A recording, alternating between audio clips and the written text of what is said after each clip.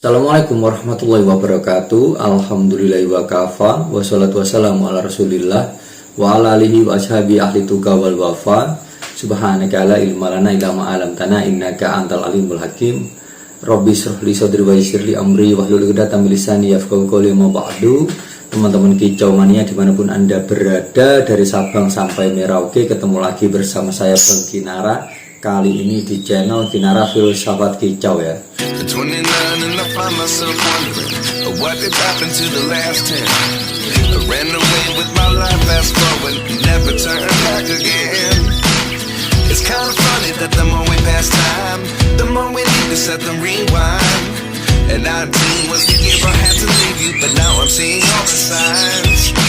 Untuk video kali ini saya mau sentil lagi logikamu ya. Padahal ini malam hari guys ya, ini sekitar jam 12 malam ya.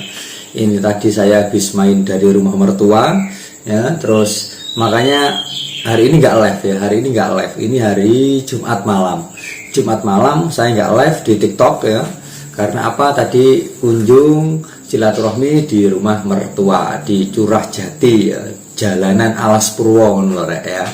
Jadi video kali ini saya mau sentil logikamu mengenai pembahasan-pembahasan dari statement-statement yang selalu keluar dari mulut saya ya, biar sampean makin cerdas, biar sampean makin paham ya, supaya orang-orang yang gagal paham itu juga bisa menjadi paham ya, siapa tahu bisa menjadi paham. Bahwasanya sering saya sampaikan berkali-kali ya teman-teman ya, kaitannya dengan permainan skala burung jadi dan burung bahan. Bahkan semua statement saya itu sesungguhnya itu menguntungkan kedua belah pihak. Entah ini pemain gantangan, entah ini pemain rumahan. Nah, ini menguntungkan kedua belah pihak. Saya sering kan sampaikan berkali-kali, permainan burung bahan jangan disamakan dengan permainan burung jadi. Nah, kalau kalian memang benar-benar hobinya gantang atau istilah bahasa kasarnya itu maniak gantangan, jangan pernah beli burung bahan. Beli saja burung jadi, itu adalah solusi. Ini asli solusi bro, bukan hanya upaya tapi solusi instan. Jadi kalau kita start dari burung bahan itu memang prosesnya panjang teman-teman. Ini logika. Sampean sering sekali tak godek logikamu berkali-kali. Banyak sekali pemain-pemain papan atas ya, papan kelas atas ya. Suhu wes, anggaplah begitu. Yang jam terbangnya tinggi-tinggi. Ketika mereka punya gajo, misalkan gajonya rewel atau mungkin gajonya waktunya diistirahatkan, atau mungkin gajonya sold out, apakah nantinya mereka ini semua itu akan beli bahan start dari awal lagi? Kan enggak bro, mereka semua kan akan memburu burung jadi. Apakah mereka salah ketika mereka bermain skala burung jadi? Tidak. Yang salah di sini ketika kita main burung jadi tapi kita gayanya macak main burung bahan, terus menciptakan tutorial, menciptakan teori ini dan itu, seolah-olah mengklaim ini mengklaim itu, diikuti orang banyak, dan kebetulan yang mengikuti ini skala permainannya burung bahan. Nah, skala permainan yang dibuat konten, orang yang bikin konten, YouTuber yang bikin konten, atau mungkin mentornya, atau mungkin gurunya, ini mainnya burung jadi, sedangkan muridnya mainnya burung bahan. Lah, ini kan miskom bro, miskomunikasi. Jadi dari sini ketika kalian menerapkan rawatan burung jadi untuk burungmu yang masih bahan, tentu selegence, tentu ini nggak akan ketemu. Kenapa saya bilang nggak akan ketemu? Karena prosesnya burung bahan ini panjang bro. Pengenalan karakter tentu itu nomor satu loh bro ya. Kita kalau bicara karakter ini nomor satu bro. Dalam segala bentuk keadaan karakter burung itu tetap nomor satu bro. Sebelum kita lari ke masalah karakter, tak godek dulu logikamu mengenai burung bahan. Entah kacer, entah murai, entah cak ijo, entah cendet, wis iki wis manut sembarang-barang lah ya. Intinya sekelasnya apa ya, perbandingan antara burung rumahan sama burung gantangan, burung bahan sama burung gantangan. Bahan yang dimaksud bahan itu seperti apa aja di mata saya. Nah, saya rasa ini akan saya godek semua logikamu sampai ke akarnya supaya kalian semua paham. Jadi burung bahan, yang dimaksud burung bahan itu luas. Contoh dari dasarnya paling bawah, bahan itu apa? Bahan ombyoan muda hutan. Ini loh rek, burung-burung pikatan, bahan ombyoan muda hutan. Ini burung paling dasar. Terus bahan selanjutnya lagi, bahan apa? Bahan mudautan, bahan ombean yang sudah rawatan. Mungkin anggaplah ini burung setengah rawatan atau gimana istilahnya sampean lah wis ya. Istilah sampean itu seperti apa? Maksudnya begini intinya. Burung bahan ombean yang sudah dirawat, sudah pur total. Misalkan burungnya itu semi-semi giras atau semi-semi hampir-hampir mapan, atau burung-burung yang apa ya? Bahan jalan, anggaplah begitu ya, bahan jalan gitu loh. Jadi gini, burung-burung seperti itu tadi kan nomor 2 ya. Burung-burung bahan yang sudah rawatan entah 1 tahun, entah 2 tahun, entah 5 bulan, wes pokoknya samen analisa sendiri, samen pahami dengan pola pikir Anda sendiri ya. Terus bahan lagi, bahan apa lagi? Bahan rumahan, bahan yang sudah dirawat sama manusia lama banget, mungkin kakinya sudah deker, tapi burung ini belum ada riwayat perjalanan yang jelas. Misalkan belum pernah digantang sama sekali, atau mungkin bahkan ya burung yang sudah gacoran saja, gacoran di rumah. Kalian beli burung gacoran di rumah-rumah orang-orang, misalkan burung yang nggak pernah digantang, burung yang nggak pernah ada riwayat perjalanan ke arena lomba. Ini semua bagi saya termasuk bahan, bro. Karena apa? Prosesnya ini butuh proses panjang. Kenapa ada istilah kacer matung? Ayo, kenapa ada istilah kacer matung? Kenapa ada istilah kacer mangap? Kenapa ada istilah kacer ini itu? Contoh, mengutip dari perjalanan Siti Jenar, yang dimana awalnya dia belum pernah digantang sama sekali, bro.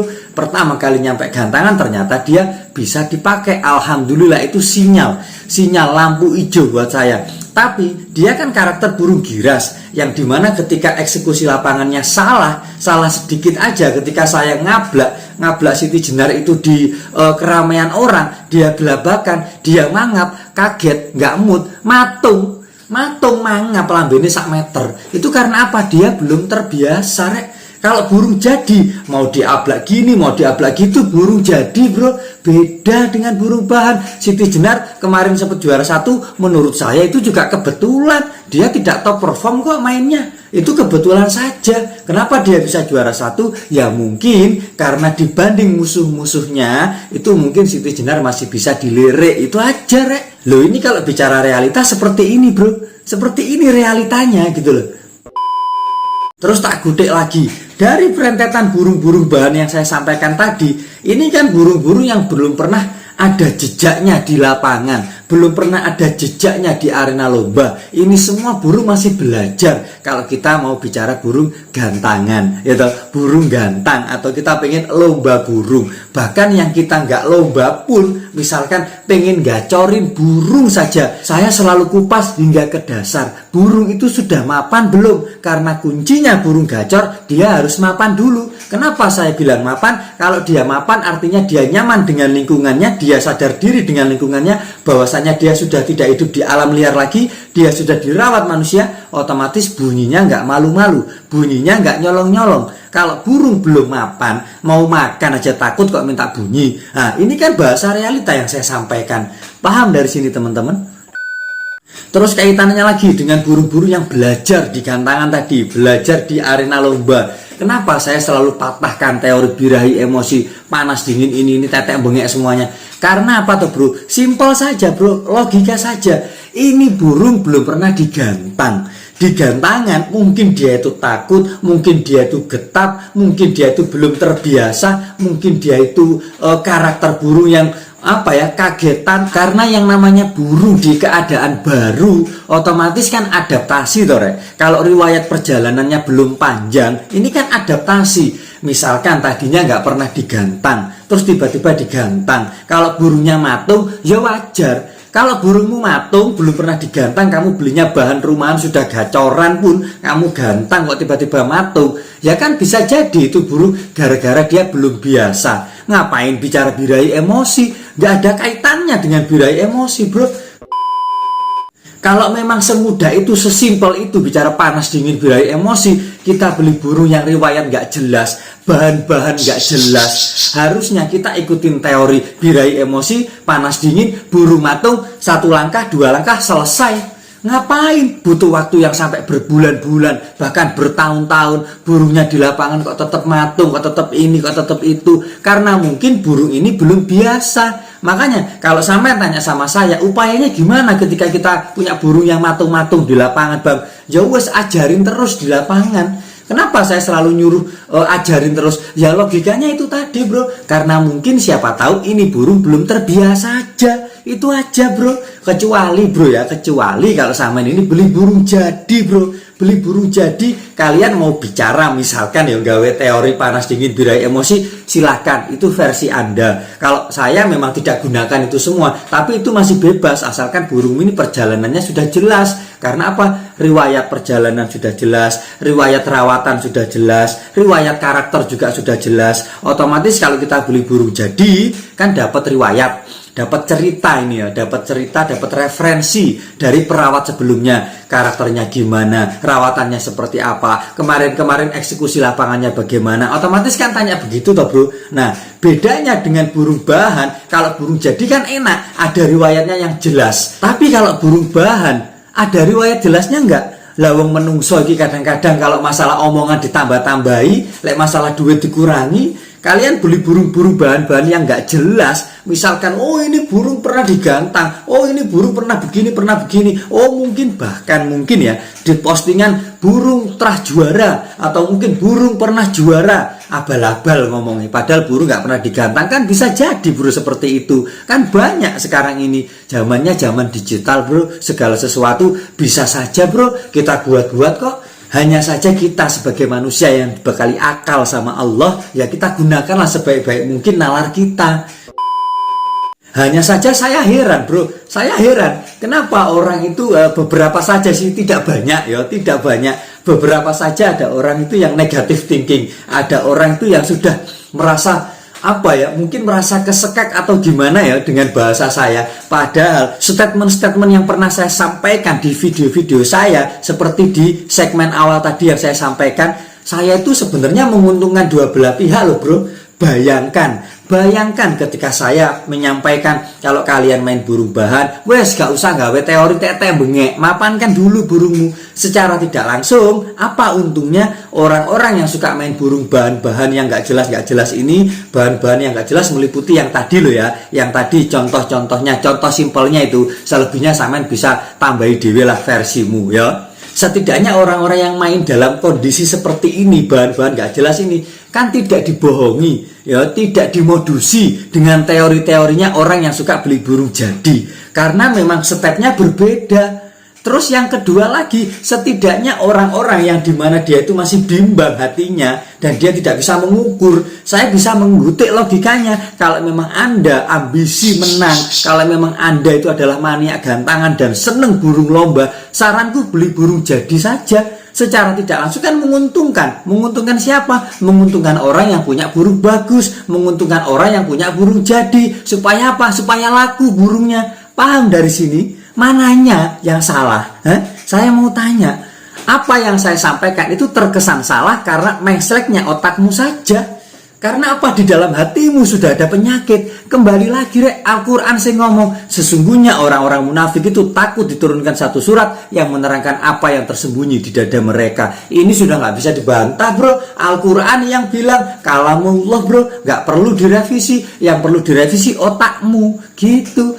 Jadi melihat video itu jangan pernah netting dulu. Melihat video itu jangan dengan penyakit hati. Makanya kan sering saya sampaikan berkali-kali, hanya orang-orang bijak saja yang bisa menyimpulkan videoku dengan sangat-sangat bijaksana dan bisa memetik sebuah pemahaman. Tapi untuk orang-orang yang sudah dibekali penyakit hati, sudah dibekali rasa fanatik, tak jamin kamu akan kesekak mat lihat video saya. Sakit hatimu, tak jamin. Karena di dalam hatimu sudah ada penyakit, sudah fanatik, sudah tertutup untuk menerima kebijaksanaan, nggak mampu otakmu gitu loh. Kalau saya memang jujur saja bro ya, saya kan juga dulunya sering main burung jadi ya.